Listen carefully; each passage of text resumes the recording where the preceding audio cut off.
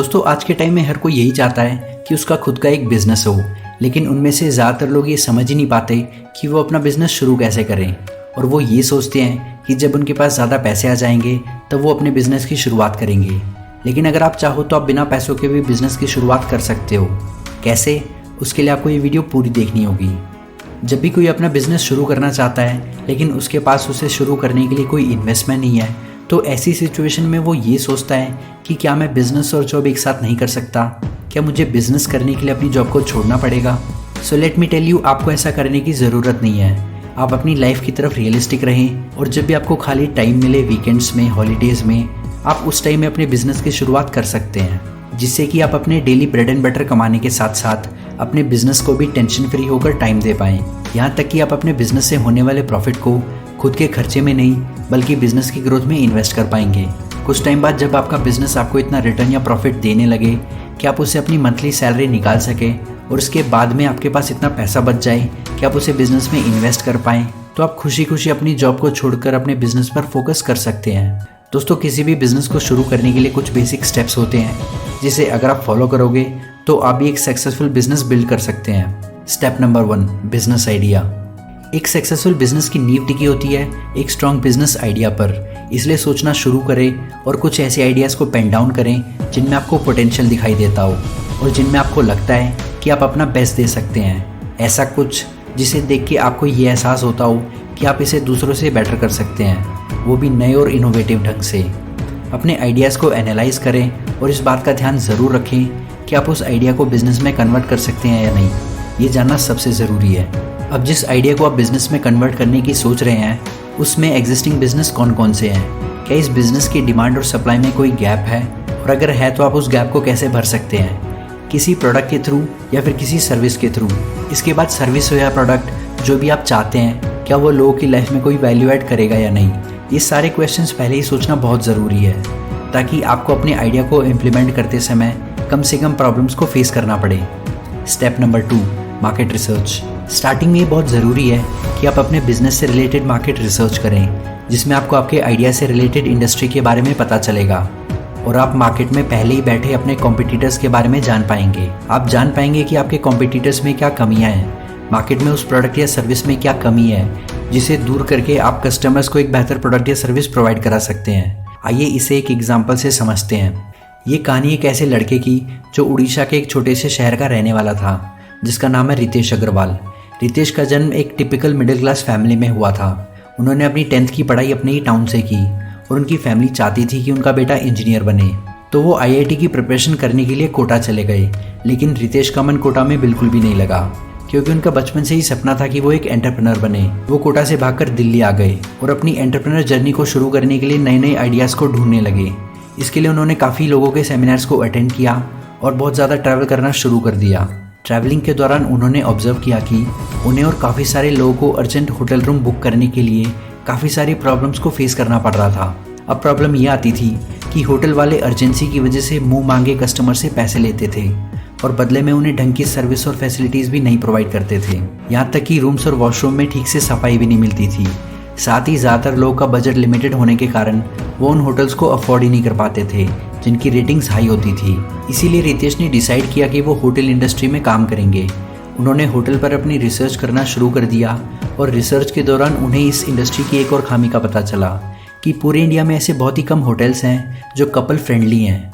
ऐसे होटल्स की तादाद बहुत ही लिमिटेड है जहाँ स्टे करते टाइम कपल को सेफ महसूस हो। रितेश ने एक एक कर होटल इंडस्ट्री की सारी खामियों को आइडेंटिफाई किया और इन्हीं को आधार बनाते हुए अपनी कंपनी लॉन्च की, जिसका नाम उन्होंने रखा ओरावल स्टेज। फिर साल 2013 में उन्होंने अपनी कंपनी का नाम बदलकर दूसरा नाम रखा, ओयो। रितेश ने इंडस्ट्री की कमियों को पूरा किया और कस्टमर की डिमांड की पूर्ति की, और इसलिए वो इंडिया के सबसे कम उम्र के बिलियनर्स में से एक हैं। Step number 3, create a minimum viable product and test your idea. आपका आइडिया भले ही प्रोडक्ट सेल करने का हो या फिर सर्विस प्रोवाइड करने का, लेकिन स्टार्टिंग में आपको इस बात का ध्यान रखना पड़ेगा कि या तो आपका प्रोडक्ट बाकी लोगों के मार्केट रेट से कम हो या फिर बिल्कुल फ्री हो, जिससे आपके प्रोडक्ट या सर्विस की तरफ कस्टमर्स अट्रैक्ट हो पाए और उससे रिलेटेड आपको फीडबैक मिलता रहे।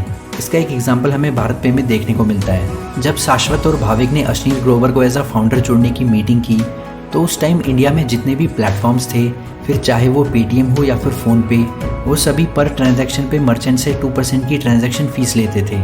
तो मर्चेंट्स को भारत पे की तरफ अट्रैक्ट करने के लिए भाविक और शाश्वत चाहते थे कि फ़ीस को सिर्फ 1% कर दें, लेकिन अशनीर ने इस पे आपत्ति जताई और उन्होंने कहा कि इस तरह तो ट्रांजैक्शन फ़ीस को लेकर मार्केट में ब्लडबाथ हो जाएगा। तुम आज 1% करोगे, कोई दूसरी कंपनी 0.9% कर देगी और फिर कोई और कंपनी उससे भी कम। ये सिलसिला ऐसे ही चलता रहेगा, इसलिए मेरी मानो और ट्रांजैक्शन फ़ीस को ज़ीरो करो। अशनीर की बात मानी गई और उन लोगों ने ऐसा ही किया, जिससे काफ़ी सारे मर्चेंट्स पेटीएम और फ़ोनपे को छोड़कर भारत पे यूज़ करने लगे। और फिर मार्केट को देखते हुए फ़ोनपे और पेटीएम को भी ट्रांजैक्शन फ़ीस ज़ीरो करनी पड़ी। जब आपके प्रोडक्ट या सर्विस की तरफ लोग अट्रैक्ट होने लगते हैं, तो आप अपने बिजनेस को ग्रो करने के लिए आप लोगों से क्राउड फंडिंग भी इकट्ठा कर सकते हो। यहाँ तक कि आप क्राउड फंडिंग के लिए पर्सनली जाने के अलावा सोशल मीडिया प्लेटफॉर्म्स का भी सहारा ले सकते हैं। सोशल मीडिया के थ्रू आपकी पहुँच इंटरनेशनल भी हो जाती है और आप घर बैठे बैठे अपने नेटवर्क को इतना स्ट्रांग बना सकते हैं कि आप अपने बिजनेस के लिए करोड़ों रुपए की फंडिंग उठा सकते हैं। साथ ही साथ उनके रिव्यूज़, कमेंट्स, लाइक, शेयर्स आपके प्रोडक्ट के लिए पब्लिसिटी और एडवर्टाइजमेंट का भी काम करेंगे। Step number 4, create a platform and setup A payment method. Social media publicity के बाद आप अपने प्रोडक्ट या सर्विस के लिए एक वेबसाइट या ऐप भी बना सकते हैं, जहां पर आपके कस्टमर्स इजीली आप तक पहुंच पाएंगे और आपके प्रोडक्ट या सर्विस की कंप्लीट इन्फॉर्मेशन ले पाएंगे। ये वेबसाइट या ऐप आपके प्रोडक्ट या सर्विस को लोगों तक पहुंचाने की क्षमता रखती है, क्योंकि आज इंटरनेट का दौर है और ज़्यादातर लोग आजकल अपना ज़्यादातर टाइम इंटरनेट पर बिताते हैं। यहाँ तक कि बड़ी से बड़ी कंपनी आज के टाइम में ऑनलाइन वर्क कर रही हैं, क्योंकि इससे उनकी स्केलेबिलिटी डबल हो जाती है। ऑफलाइन तो उनका कस्टमर बेस है ही, ऑनलाइन होने से उन्हें बहुत सारे कस्टमर्स और मिलते हैं। इसके साथ ही ज़रूरत पड़ती है एक बेहतर पेमेंट मेथड की। हालांकि कैश एक ईजीएस्ट एंड फास्टेस्ट मेथड है पेमेंट करने का, लेकिन हर चीज़ कैश में करना पॉसिबल नहीं है, और वो भी आज के दौर में जब लोगों ने कैश कैरी करना बिल्कुल ही कम कर दिया है। आपको ज़रूरत है एक ऐसे पेमेंट मेथड की जो बहुत ईजी, फास्ट और हाईली सिक्योर हो। इसके साथ एक और बात का भी ध्यान रखें कि उसमें कस्टमर्स की ट्रांजैक्शन फ़ीस कम से कम लगे। आप चाहें तो इसके लिए यूपीआई का भी इस्तेमाल कर सकते हैं, जो आजकल इजीली एक्सेसिबल भी है और साथ ही हाईली सिक्योर भी। इंडिया में हर कोई आज यूपीआई का इस्तेमाल कर रहा है, तो जिसमें कस्टमर्स को आसानी हो वो सबसे अच्छा पेमेंट मेथड है। Step number 5, exploring funding options. अगर आपका बिजनेस उस स्टेज पर पहुंच चुका है जहां आपका एक कस्टमर बेस तैयार हो चुका है, मार्केट में आपकी एक पहचान बन चुकी है और आप अपने बिजनेस की ग्रोथ करने के लिए तैयार हैं, तब आपको ज़रूरत पड़ेगी कैपिटल की। कैपिटल के लिए आपको नए नए फंडिंग ऑप्शंस खोजने पड़ेंगे। ट्रेडिशनली लोग बैंक के पास जाते थे लोन के लिए, लेकिन आज के टाइम में लोग अलग अलग ऑप्शंस यूज़ करते हैं। इसमें क्राउड फंडिंग है, अगर आपका एक स्टार्टअप है तो एंजल इन्वेस्टर्स हैं, वेंचर कैपिटलिस्ट हैं, और आजकल तो शार्क टैंक जैसे रियलिटी शोज़ भी हैं, जहां जाकर आप जजेस को अपना बिजनेस आइडिया सुना सकते हैं और उन्हें आइडिया पसंद आता है तो वो आपके बिजनेस की कुछ % इक्विटी के बदले आपके बिजनेस में इन्वेस्ट कर देते हैं। इसके अलावा वो बिजनेस को सक्सेसफुली रन करने के लिए आपको गाइडेंस भी प्रोवाइड करते हैं। दोस्तों, आज के इस इंटरनेट के दौर में ऐसे कई बिजनेसेस हैं जिनकी शुरुआत आप बिना किसी इन्वेस्टमेंट से कर सकते हैं। जैसे आपके पास अगर कोई स्किल है तो आप फ्रीलांसर के रूप में अपने काम की शुरुआत कर सकते हैं। अगर आप एक वेब डेवलपर हैं, ग्राफिक डिज़ाइनर हैं, वीडियो एडिटर हैं या फिर एक वॉइस आर्टिस्ट हैं, तो आप बिना किसी इन्वेस्टमेंट के ऑनलाइन फाइवर या फ्रीलांसर जैसे प्लेटफॉर्म पर अपने काम की शुरुआत कर सकते हैं। इसके अलावा दूसरा ऑप्शन है आपके पास यूट्यूब, जहां से आज लाखों लोग बिना किसी इन्वेस्टमेंट के टेक, फाइनेंस, एंटरटेनमेंट, एजुकेशन जैसे कई निश के ऊपर अपनी वीडियोस बनाकर खुद के मल्टीपल बिजनेस खड़े कर रहे हैं। साथ ही insta reels, language translation service, online coaching, SEO expert online consulting जैसे कई बिजनेस हैं जिनकी शुरुआत आप जॉब के साथ पार्ट टाइम या फुल टाइम कर सकते हैं। आज का ये टाइम हम सबके लिए एक बेहतर अपॉर्चुनिटीज़ लेकर आया है। इंटरनेट के थ्रू हम घर बैठे बैठे जो चाहे वो कर सकते हैं। बड़ी ही पुरानी कहावत है, जहाँ चाह है वहाँ राह है।